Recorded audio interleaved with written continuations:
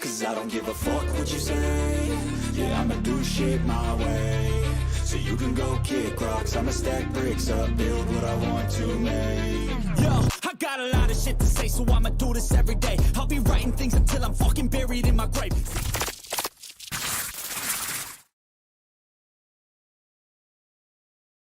They can see me. They can see you. And I think they can hear you if you speak to them. Hello. Can you hear me? They can Loud hear and you. clear. Woohoo. They can hear you. This technology thing, I'm not that bad at it, it would seem. It would seem. Better than me. Well, good evening, one and all. I hope anybody watching this is well. I can see you all flooding in and saying hello there on the YouTubes in the chat. I'm live. I'm back doing a Thursday night, doing a one-on-one with that one, the one and only Natalie Cheale. Now, you've been here on the channel before, probably about, what, a year ago, maybe? I think it might be even longer, about a year and a half, maybe.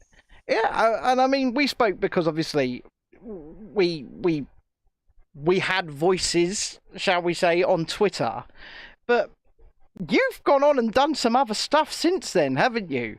And you're going to tell me all about it, and you're going to tell them all about it, and we're going to make people smile, and we're going to have a positive conversation. So let's start. Yes, let's do it. We like positivity. There's too much negativity and sensationalism in the world at the moment. Ain't that the goddamn truth? So we need to laugh and we need to smile, because otherwise, what's the point of it all? So last year, I was on with a guest with Rick Munn every Friday for an hour on TNT radio on his Locked and Loaded show. So I would come in and like kind of go over the week of like the UK's current events. Yeah. And then in March, a job opportunity come up, and since I had been doing that, Mike Ryan from who owns TNT Radio was said, we've heard you on the show. Would you like to come on and do this every day? So I do that now, Monday to Friday at 10 a.m. And it's an hour, really open line. It's called. People can call in, but generally we just talk about, we choose 3 stories each. We don't always get through them from the news headlines and go through those and what we make of them. So you basically that's what we do. You do what we do, essentially. Yeah. Yeah. Yeah. No, and you know what? More people need to be doing stuff like that, and we need to rip the piss out of the news more often. That's what we try do that's what we try do on the show. That's what you try do.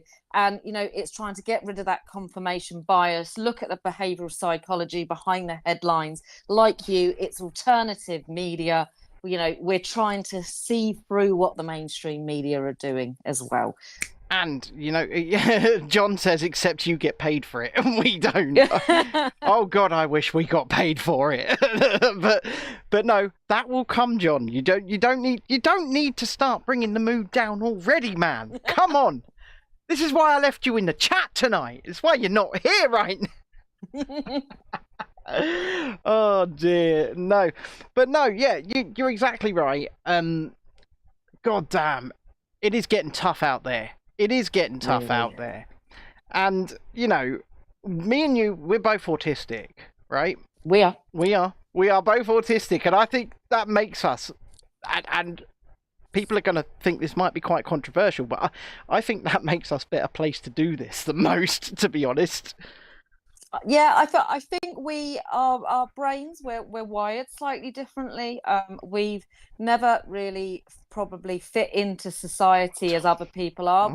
We see things very differently. And I think you're one of the only people on Twitter. There's only a few people now that seem to be sometimes on the same wavelength as me. Even the news stories coming up, we're able. It's that confirmation bias again. Yeah. We have like this so-called, they call them awake community or freedom fighters, and they seem to be herded now like sheep in the same direction. Agreed. And they're so now within that confirmation bias, they're not actually looking at the whole picture themselves. Well, see, and they're this is now it. doing almost like what the COVID cultists were doing. So me and John have tried to point this out, right? For us, we've focused on it quite a bit actually for the last few months.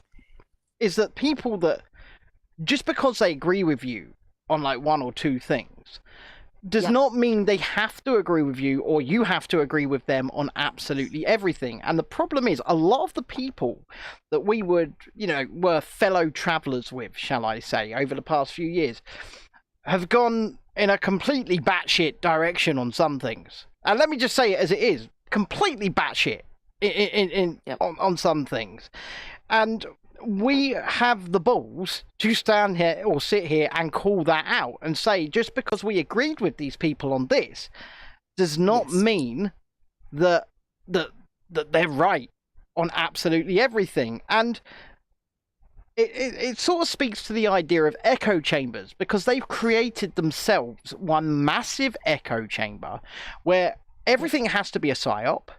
Absolutely everything has to be a psyop, no matter what. It has to be distraction, or it's like, let's take this Hugh Edwards thing that's going on at the moment, right? I keep seeing people say this is a distraction. It's a distraction. And I don't think it is a distraction. I just think it's a bunch of journalists who thought they got another journalist.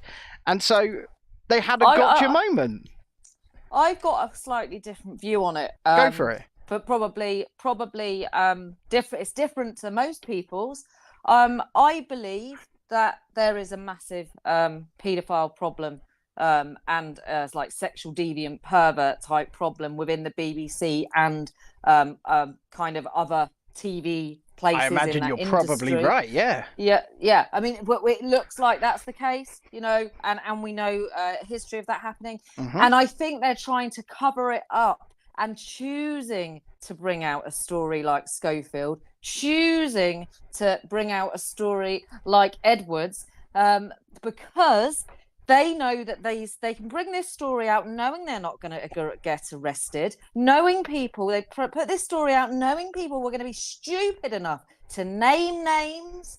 Then they've done it. It's the same playbook for Schofield, same playbook for Edwards. They then become the victims. Then they can blame all the people on social media. It normalizes the behavior of then basically sleeping with teenagers, which they're trying to do, and this minor attractive people, and it covers up the kind of more probably even worse behavior that could be going on at a higher level by putting it out there. I think it's deliberate. It's been released deliberately. And in that sense, I mean, that's just my kind of opinion on it. But that, that doesn't mean to say I'm saying obviously that's happened. But I also think they're very much in control. If they didn't want these stories to come out, they wouldn't have. We know the mainstream media only puts out what they want us to see. And if they really didn't want Schofield or Edwards to come out, it wouldn't have come out. And they have deliberately drawn each one out for a week.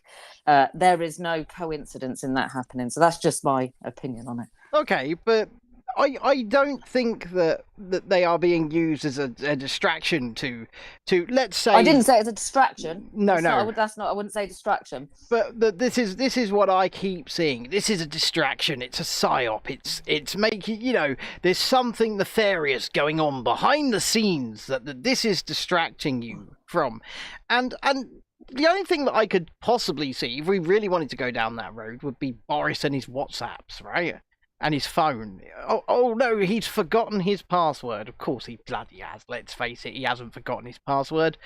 But I just don't think that's big enough to warrant some kind of massive, mass media manipulated distraction. No, sometimes there's a big distraction with a story that they need to put a story out because there are stories that they don't want covered. The only stories you could say that at the moment are the big mortgage stories. They don't want like they don't want the economy stories coming up. They want maybe a distraction from people concentrating on the economy, possibly, but they're not necessarily big enough stories to distract from. I think, like I said, I think this is a deliberate playbook to normalize this type of behavior and make these predators make you feel sorry for them, look like victims, and I think this is a playbook that they will continue to do. So I don't think it's a distraction, but it's another behavioural psychology more, element more to the like a, mainstream more media. like a, more like a. Okay, so let's take what you said. I think that a good term might be a sweetener. It's more like a Yes. sweetener.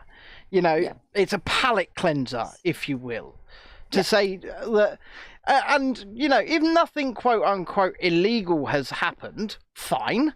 They knew that when they released And it. of course they did, right? Because even the Metropolitan Police have said nothing illegal has happened when it comes to Hugh Edwards. But it doesn't mean that a 60-plus-year-old man, you know, soliciting pictures from an 18-year-old isn't at least creepy, isn't at least weird, isn't at least, you know, morally kind of bankrupt. Oh, it's morally wrong. It's Yeah. ethically wrong. But they knew that when they released it. They made sure they released it knowing there'd be no criminal charges, that there'd be an outrage on social media, that everyone would do that, and then they could play on the victim card. That's how behavioural psychology works. Yeah. They knew what they were doing. I mean, I don't know how realistically I feel about this whole thing. We were talking about it last night, and you know, you have to look at it pragmatically, and you have to look at it from the legal perspective. Legally, he's done nothing wrong by the looks of it, right? Legally, he's done nothing wrong. But like I say, that doesn't stop me from calling him a creep. He's a bloody creep. Well, no, but he has done something wrong, right? So Right. the problem with this story, the problem with this story is, if you are getting paid by an institution that takes a fee, as the BBC does, and you are coming across as a role model, right? Then and getting paid that much money for it, you have to, by doing so, have a certain code of conduct in order to take that money, right? So it's morally, not illegal, but morally and ethically, what he should have done when this come out, from what my understanding is, he met this person on OnlyFans and didn't pay them any money for any photos till they were 18, supposedly. So that's why it's not illegal, right? That's why it's not illegal. Okay. Had they been under 18, yes, so of it's course. probably like then paying for the photos, even though he was over 16, would still be illegal. So that's, I think, why they're getting around it. But to me, the easiest thing that he could have done is just, as soon as the story come out, he could have just handed in his resignation and said, "I've made a terrible." He's near retirement age, and he's on over 400 grand a year. He's not exactly going to suffer, is he? Financially. This is why I think there's more to the story, and they've chosen to play this out and make someone a scapegoat, because that makes more sense for him just to come out and say, because they didn't need a week of all this drama. We've now got Talk TV. The parents are being interviewed on Talk TV tomorrow. Jesus Christ. Right? So this is what I'm trying to say. Oh my God. Think about it, Ben. This has all been set up for this purpose. I agree. He could have just resigned, because morally and ethically, he's got a duty and responsibility with the job and the fee that comes in from the public to behave a certain way. He could have just stopped it. He could have come out the first day, quit, and none of this would happen. They didn't want that. They didn't want that. See, I both agree with you, and I agree with John in the chat, right? Because John says the parents are scammers, and I believe they are. And this is I think they are. Everybody is getting something out of this on one end or the other, except you, obviously. But and you could almost argue, I mean, how much conspiracy theory do you want to go? If Let's they need go. to cover up if you want to need to cover up a big paedophile ring, right, of a much greater level, and Hugh is small fry in terms of, you know, like, you know, maybe he's, it's a couple like I of say, boys, the sweetener. He's close to the bone, but he's not quite there. But if you make sure, hold on, Hugh was with like an 18-year-old. He won't get done for that. Let's put his name out. That means that we can put this out for a couple of weeks, interview the parents, make it look like he's got mental health problems. Then people will be scared to bring out another name, and it covers up the paedophile ring at the top. Well, and that's exactly what it looks like. I will say, you know, and I've seen trending on Twitter today, right? And I don't know legally how much we can say or how much we can allude here, right? But I've seen. I know what you're going to say. Dan Wotton's bloody trending, isn't there? He's trending, and have you seen the? I've seen the thread. The thread, yes. There is a thread of allegations against Dan Wotton now. Today, yeah.